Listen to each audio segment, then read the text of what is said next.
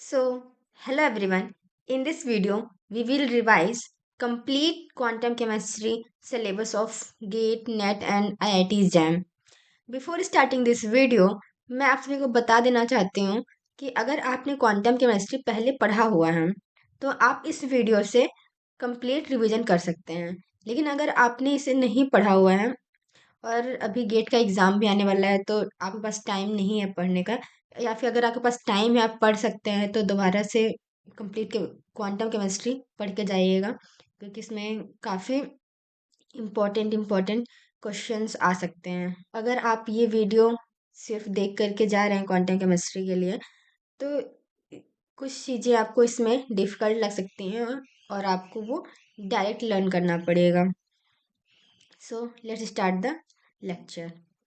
जैसे quantum chemistry physical chemistry का एक टॉपिक है, इसलिए हमें यहाँ पर कुछ मैथमेटिक्स फॉर्मूले देखने पड़ेंगे जो कि हमें आगे कैलकुलेशन करने में इजी होगा, और ये फॉर्मूले हमें उस कैलकुलेशन में यूज आएंगे।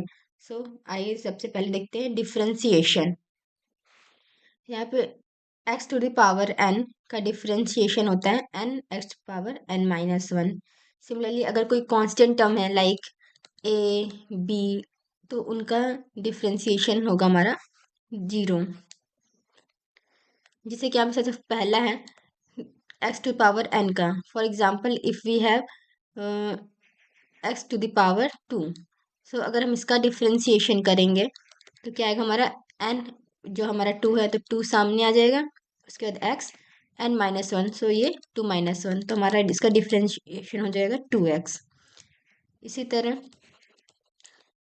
इससे जो सेकेंड है कोई भी कांस्टेंट टर्म, जैसे कि अगर हमारे पास कोई कांस्टेंट टर्म है जैसे 2 है 3 है, मतलब कोई भी वेरिएबल नहीं है जैसे कि x या y, तो यहाँ पर किसी भी कांस्टेंट टर्म का अगर हम डिफरेंशिएशन करेंगे लाइक d/dx ऑफ 2, वो आएगा 0। अगर हमारे पास कोई दो वेरिएबल मल्टीप्लिकेशन फॉर्म में है, for example if we have like two variable like one is e to the power x and the second one is x।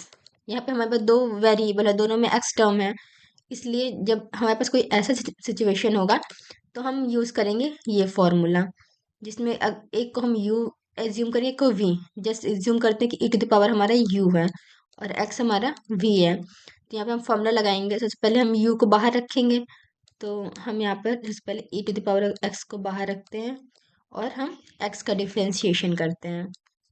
Then v हमारा x है तो x को बाहर रखेंगे नेक्स्ट में और u को का डिफ्रेंशिएशन करेंगे। सो dx/dx, ये वाला dx/dx होता है हमारा 1, सो ये हो जाएगा e to the power x plus यहाँ पर x बाहर है, फिर e to the power x का डिफ्रेंशिएशन होता है e to the power x, so ये तो हमारा ये आएगा इसका आंसर। इसी तरह नेक्स्ट है d/dx cos ax। cos ax, here a is any numbers like 2 3 4 1 anything and x is variable here। सो अगर कोई हमारे पास ऐसी सिचुएशन है तो उसका डिफ्रेंशिएशन होगा -a sin ax। For example d/dx of cos 2x, तो इसका क्या होगा, cos है तो माइनस साइन बाहर आएगा, a हमारे यहाँ पर 2 है तो 2 बाहर, देन sin 2x। इसी तरह सिमिलरली sin x के लिए है, साइन के लिए हमारे पास माइनस साइन बाहर नहीं आएगा, जैसे कि कॉस में हमारे पास माइनस साइन बाहर आ रहा था। बाकी सिमिलर है इसका भी, इसका साइन का डिफ्रेंसिएशन करके हमारा आता है कॉस। फिर हमारा e to the power ax है, उसका होगा हमारा a टू द पावर, मतलब कोई भी अगर कांस्टेंट टर्म है हमारे वेरिएबल के साथ, वो वेरिएबल कांस्टेंट टर्म हमारा उसके बाहर आ जाएगा। जैसे कि अगर हमारे पास e to the power 2x है, इसका अगर हम डिफ्रेंसिएशन करेंगे तो क्या आएगा, 2 सामने आ जाएगा और हमारा e to the power 2x as it is आ जाएगा। तो ये हुआ इसका डिफ्रेंसिएशन। अब हम कुछ इंटीग्रेशन के फॉर्मूले देखेंगे, जैसे कि first x power n dx का मीन्स एक्स स्क्वायर का अगर हम इंटीग्रेशन करेंगे तो हमारा आएगा x, यहाँ पे n हमारा 2 है तो 2+1/n 2+1 plus C means here यहाँ पे कोई कांस्टेंट टर्म, जैसे कि अगर यहाँ पे लिमिट होता, हमें पता होता कि इस रेंज से इस रेंज के अंदर हमको कैलकुलेट करना है, तो ये कॉन्स्टेंट टर्म नहीं आता। लेकिन अगर यहाँ पर हमें लिमिट नहीं गिवन है, तो हम इसके साथ कुछ ना कुछ कॉन्स्टेंट टर्म आ सकता है। सिमिलरली हमारे पास ये एक फॉर्मूला है u डॉट वी, यहाँ पे दो वेरिएबल है, दोनों मल्टीप्लिकेशन फॉर्म में है, तो हम दोनों मल्टीप्लिकेशन फॉर्म में है तो हम ये वाला फॉर्मूला यूज करेंगे। मीन्स पहले एक वेरिएबल को बाहर रखा, फिर अंदर रख दूसरे वेरिएबल को, फिर माइनस साइन, फिर इंटीग्रेशन, फिर जो फर्स्ट वेरिएबल जब हमने बाहर रखा था वो हमारा D U by D X हो गया, और under root V dot D X. तो ये फॉर्मूला हम यूज़ करेंगे। यहाँ पर यहाँ पर जैसे कि दो वेरिएबल है यू एंड वी, तो हमको यहाँ पर डिसाइड करना पड़ेगा कि पहला कौन सा वेरिएबल है जो बाहर आएगा और कौन सा वेरिएबल अंदर रहेगा। तो हम ये डिसाइड करने के लिए हम यूज़ करते हैं आइलेट रूल। हम यहाँ पर देखते हैं, अगर कोई इंटीग्रेशन है दो वेरिएबल का, तो हम क्या यूज़ करते हैं, आइलेट रूल। यहाँ पर आइलेट का फुल फॉर्म क्या है, आई मतलब इनवर्स, मीन्स अगर कोई इनवर्स है, कोई लॉग वैल्यू है, कोई अलजेब्रिक फंक्शन है, या फिर कोई ट्रिग्नोमेट्रिक, एंड ई से एक्सपोनेंशियल। तो ये हमारा ऑर्डर है। अगर हमारे पास दो फंक्शन है जैसे कि X square and E to the power X, तो यहाँ पर हमारा एक्स स्क्वायर क्या है, अलजेब्रिक फंक्शन है, और ई टू द पावर क्या, एक्स क्या है हमारा, एक्सपोनेंशियल फंक्शन है। तो यहाँ पर देख सकते हैं अलजेब्रिक फंक्शन ए पहले आ रहा है और ई बाद में आ रहा है। जो हमारा पहले आ रहा है हम उसको ब्रैकेट के बाहर रखेंगे। मीन्स अगर हम इसका इंटीग्रेशन करेंगे तो हम एक्स स्क्वायर को पहले बाहर रखेंगे और ई टू द पावर एक्स का अंदर रखेंगे। इसी तरह फिर आगे सॉल्व करेंगे तो हम जो एक्स स्क्वायर जो बाहर था उसका हम करेंगे डिफ्रेंसिएशन, और जो हमारा यहाँ पर अंदर था ई टू द पावर एक्स, इसका हम इंटीग्रेशन करेंगे पहले, इसके बाद फिर इस कंप्लीट का हम वापस से इंटीग्रेशन करेंगे। तो इस तरीके से हम सॉल्व करते हैं। See an example for ILATE rule. So हमारे पास यहाँ पे दो फंक्शन है x and l N x d x, means एक हमारा फर्स्ट फंक्शन एक्स है एंड सेकेंड फंक्शन हमारा एल एन एक्स है। तो हमें अब बताना है कि कौन सा फंक्शन u है यहाँ पर और कौन सा v है, तो हम ये डिसाइड करेंगे आइलेट रूल से। सो हम यहाँ देख सकते हैं पहले x हमारा अलजेब्रिक फंक्शन है और एल एन एक्स हमारा लॉगरिथम फंक्शन है। तो आइलेट फॉर्मूला हम देख सकते हैं, पहले हमारा कौन आ रहा है, l आ रहा है, उसके बाद हमारा अलजेब्रिक फंक्शन आ रहा है, विच मीन्स हमारा पहले हम पहले एल एन एक्स को हम u लेंगे और x को हम v लेंगे। सो हम देख सकते हैं u हमारा बाहर है, तो हम सबसे पहले इसको जब सॉल्व करेंगे तो एल एन एक्स को बाहर रखेंगे, देन x का इंटीग्रेशन करेंगे, देन सेकेंड टर्म में पहले हम जो बाहर था जो term u L N X यहाँ पर, उसका हम डिफ्रेंशिएशन करेंगे D L N X by D X, और जो टर्म अंदर था एक्स डी एक्स, इसका हम इंटीग्रेशन करेंगे, फिर हम देन इसका कंप्लीट का हम इंटीग्रेशन वापस से करेंगे। So l N x as it is रख देंगे, एक्स का क्या है हमारा हो जाएगा, हम लगाएंगे यहाँ पे एक्स टू पावर एन वाला फॉर्मूला, तो एक्स स्क्वायर बाई टू हो जाएगा ये। Then D L N X by D X क्या होता है हमारा, वन बाई एक्स, और एक्स का डिफ्रेंशिएशन क्या होगा हमारा, सॉरी एक्स का इंटीग्रेशन क्या होगा हमारा, X square by two. So हम जब इसे सॉल्व करेंगे तो हमारी इस आएगी value L N x x square by two minus, ये यहाँ से एक एक्स और एक एक्स कट जाएगा और आएगा एक्स बाई टू, तो हम वन बाई टू तो कांस्टेंट है तो वन बाई टू को हम रख लेंगे बाहर। सो अंदर से बचेगा एक्स, तो एक्स का इंटीग्रेशन क्या होगा, एक्स का इंटीग्रेशन होगा एक्स स्क्वायर बाई टू। हमारा आंसर आएगा l N x x square by two minus x square by four. हमारा कॉस ए एक्स का integration which is sine a x by a. जैसे differentiation में हम क्या कर रहे थे, कोई भी जो कांस्टेंट टर्म था वो हमारे सामने आ जा रहा था, लेकिन इंटीग्रेशन में हम क्या करते हैं, जो भी अगर कोई कांस्टेंट टर्म हमारे वेरिएबल के साथ है तो वो हमेशा डिनोमिनेटर में आ जाता है। इसी तरह देखिए साइन ए एक्स में अगर इंटीग्रेशन करेंगे तो साइन का हमारा माइनस कॉस ए एक्स, और जो ए कॉन्स्टेंट टर्म है वो हमारा नीचे आ जाएगा। यहाँ पे डिफरेंशिएशन में जस्ट अपोजिट था। कॉस का हमारा जब चेंज कर रहे थे डिफरेंशिएशन में तो ये माइनस साइन एक्स हो रहा था। यहाँ पर कॉस हमारा पॉजिटिव है और साइन का इंटीग्रेशन माइनस में है। देन है e to the power a x का integration e to power x by a. Same जैसे कि हमने यहाँ पे e to power two x का किया था, इसी अगर यहाँ पे e to the power two x का इंटीग्रेशन करेंगे तो क्या होगा, e to the power two x ऊपर आएगा और डिवाइड में टू आ जाएगा। इसके बाद हम कुछ ट्रिग्नोमेट्री के फॉर्मूले देख सकते हैं।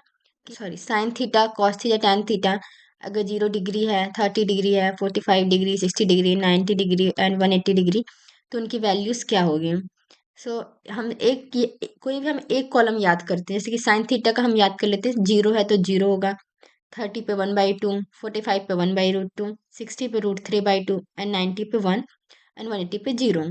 तो जब हमें कॉस थीटा का निकालना होगा, सो यहाँ से जो 90 तक है, ये जस्ट हम ऑर्डर रिवर्स कर देंगे। जैसे साइन थीटा में 90 में 1 था, तो इसमें 0 पे 1 है कॉस थीटा पे। साइन थीटा पे 60 पे √3/2 था, तो कॉस थीटा पे 30 पे √3/2 है। इसे 45 पे सेम, देन 1/2 जो है यहाँ पर आ गया और 0 यहाँ पे, और ये तो याद करना पड़ेगा 180 पे साइन 180 पे 0 और कॉस 180 पे -1। देन टैन थीटा क्या होता है हमारा, sine theta by cos theta. तो अगर हम साइन थीटा वाला कॉलम और कॉस थीटा वाला कॉलम को डिवाइड कर दें तो हमें टैन थीटा की वैल्यू मिल जाएगी। जैसे देखिए 0 डिग्री पे है, 0 डिग्री पे अगर हम निकालेंगे तो क्या आएगा हमारा 0/1। तो 0/0 किसी भी नंबर से डिवाइड करेंगे तो हमारा 0 ही आएगा, इसलिए यहाँ पर हमारा हो गया 0। Then second cos 30, then third, then second tan 30। tan 30 में क्या होगा, ऊपर 1/2 है साइन थीटा में, और कॉस थीटा में क्या है √3/2। सो 2 कैंसिल हो जाएगा तो आएगा हमारा क्या 1/√3। हम यहाँ पे देख सकते हैं कि हमारा tan 30 की वैल्यू 1/√3 है। इस तरीके से हम सारे कैलकुलेट कर सकते हैं। अगर हमें साइन थीटा का पता है तो कॉस थीटा का जस्ट रिवर्स कर देंगे, और टैन थीटा का हम जस्ट वो साइन थीटा और कॉस थीटा को डिवाइड कर देंगे। और जो साइन 180 और कॉस 180 की वैल्यू है, जैसे कि हमें पता है कि 4 क्वाड्रेंट हमारे पास, first second third and fourth, तो हम यहाँ पे फॉर्मूला रूल लगाते हैं ASTC रूल। ASTC रूल में मीन्स यहाँ पर ए मतलब ऑल पॉजिटिव। यहाँ पे इस क्वाड्रेंट में कोई भी value sine theta cos tan cosec कुछ भी वैल्यू है तो हमारे यहाँ पे पॉजिटिव होगी। नेक्स्ट कॉलम क्या है, साइन। यहाँ पर साइन और कॉसेक वैल्यू, जैसे कि कॉसेक क्या होता है 1/sin थीटा। अगर साइन थीटा पॉजिटिव है तो कॉसेक थीटा भी पॉजिटिव होगा, इसलिए यहाँ सेकंड क्वाड्रेंट में साइन और कॉसेक थीटा वैल्यू पॉजिटिव होती है। देन थर्ड क्वाड्रेंट में टैन थीटा, टी मतलब टैन थीटा, यहाँ पर टैन थीटा और कॉट थीटा की वैल्यू पॉजिटिव होती है, बाकी इसके अलावा जो भी है सब निगेटिव होगा। फोर्थ क्वाड्रेंट में cos theta and sec theta की वैल्यू पॉजिटिव होती है, इसके अलावा सभी निगेटिव होते हैं। ये हमारा ASTC रूल हो गया। तो और इसके अलावा हमें बस 3 और ट्रिग्नोमेट्रिक टर्म, जैसे कि कॉसेक थीटा। कॉसेक थीटा होता है 1/sin थीटा। सेक थीटा क्या होता है 1/cos थीटा। और होता है कॉट थीटा क्या होता है 1/tan थीटा। अगर आपको इस कॉसेक थीटा की वैल्यू निकालनी है तो क्या करेंगे हम, जिस जो हमारी साइन थीटा का कॉलम है इसकी वैल्यू जस्ट रिवर्स कर देंगे। जैसे कि 0 डिग्री पर 0, 0 डिग्री पे अगर हम 0 को रिवर्स करेंगे क्या होगा 1/0 विच इज इन्फिनिटी और नॉट डिफाइंड। cos 30 को रिवर्स करेंगे तो 1/2 क्या है रिवर्स होकर के हो जाएगा 2। तो cosec थीटा की वैल्यू cosec 30 पे 2 हो जाएगी। इस तरीके से हम सभी कॉलम को रिवर्स करके बाकी के तीनों की वैल्यू भी कैलकुलेट कर सकते हैं। देन हमारे पास कुछ टिग्नोमेट्रिक फॉर्मूले हैं, जैसे कि sine square x plus cos square x equals to 1, tan square x plus 1 is equal to sec square x, 1 plus cot square x is equal to cosec square x. So ये सब ये याद करना पड़ेगा। Then sine two a is two sine a cos है, cos two a is cos square minus sine square है। फिर अगर हमसे कॉस स्क्वायर या फिर इस वाले फॉर्मूले से, जैसे कि sine square x plus cos square X equal to 1। So अगर हम कॉस टू ए में कॉस स्क्वायर ए या साइन स्क्वायर ए में कोई भी एक को सब्सटीट्यूट कर दें, जैसे कि अगर हम इस फॉर्मूले से अगर हम ये ले लें cos square x equals to 1 minus sine square, so यहाँ पर इस फॉर्मूले में अगर हम कॉस स्क्वायर एक्स को सब्स्टिट्यूट कर दे तो क्या होगा, 1 - sin square a - sin square a. तो ओवरऑल होगा 1 - 2 sin स्क्वायर ए। सो देख सकते हैं इसको हम इस टर्म में लिख लिया। अगर हम यहीं पे अगर साइन स्क्वायर ए को सब्स्टिट्यूट कर देंगे तो हमारी ये वाली वैल्यू आ जाएगी 2 cos square a - 1।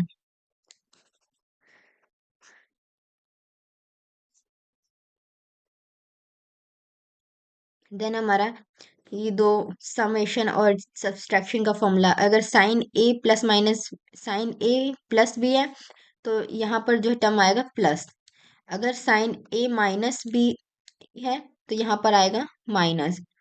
Sir cos A plus minus B वाले फॉर्मूले में अगर कॉस यहाँ पर ए प्लस बी है तो यहाँ पर हमारा आएगा माइनस, और अगर कॉस ए माइनस बी है तो हमारे यहाँ पर आएगा प्लस। मीन्स कॉस में जस्ट साइन अपोजिट हो जाता है और साइन के फॉर्मूले में साइन सेम रहता है। देन ये है हमारा गामा फंक्शन। कुछ जगह पे हमें इक्वेशंस में या फॉर्मूले में या फिर कैलकुलेशन करते समय गामा फंक्शन का भी यूज आता है। जैसे गामा को हम रिप्रेजेंट करते हैं इस फॉर्म में। जैसे कि हमको एक ये जैसे कि हमको यहाँ पर एक इंटीग्रेशन दिया हुआ है 0 to ∞x⁴n e⁻⁻x dx। सो इसका जब हम सॉल्व करते हैं इस इंटीग्रेशन को, नॉर्मली तो हम सॉल्व नहीं कर सकते हैं, इसलिए इसका ये जो ट्रिक है, इस ट्रिक से हम डायरेक्टली इसको सॉल्व कर सकते हैं। तो जो कि है Γ(n+1) e⁻n+1। यहाँ पर गामा फंक्शन क्या है, अगर गामा n है तो हमारा n-1 वैल्यू जाएगी। मीन्स अगर हमारे पास गामा जिसके यहाँ पर n+1 है तो इसको अगर हम सॉल्व करेंगे तो क्या आएगा, जैसे कि गामा n हमारा n-1 है, तो इसको सॉल्व करेंगे तो n+1 - 1 factorial which is n factorial. So अगर आपके पास अगर यहाँ पर था 2+1 तो यहाँ पर क्या होगा 2+1 - 1 factorial which is 2 factorial. 2 factorial क्या होगा 2 × 1 विच इज 2। इस तरीके से हम ये कैलकुलेट कर सकते हैं गामा फंक्शन। और ये जो गामा फंक्शन है कभी भी जीरो और निगेटिव वैल्यू पे ऑपरेट नहीं होती हैं। और यहाँ पर हमारा गामा ऑफ 1/2 को हम √π लिखते हैं। जैसे यहाँ पे मैंने एक एग्जांपल दिया हुआ है कि अगर जैसे कि हमारे पे वैल्यू 3/2, इसमें गामा फंक्शन है, तो क्या लिखेंगे 3/2 - 1। जैसे कि हम यहाँ पे देख रहे हैं गामा n-1 फैक्टोरियल, तो 3/2 - 1 फैक्टोरियल करेंगे। तो इसका जब फैक्टोरियल सॉल्व करेंगे तो अगला अगर ये है तो इसके बाद अगला क्या आएगा 3/2 - 1 विच इज 1/2 - 1। देन इसके बाद हम आगे सॉल्व नहीं कर सकते हैं, क्योंकि अगर जब हम इसको करेंगे सॉल्व तो हमारे पास क्या वैल्यू आएगी निगेटिव में।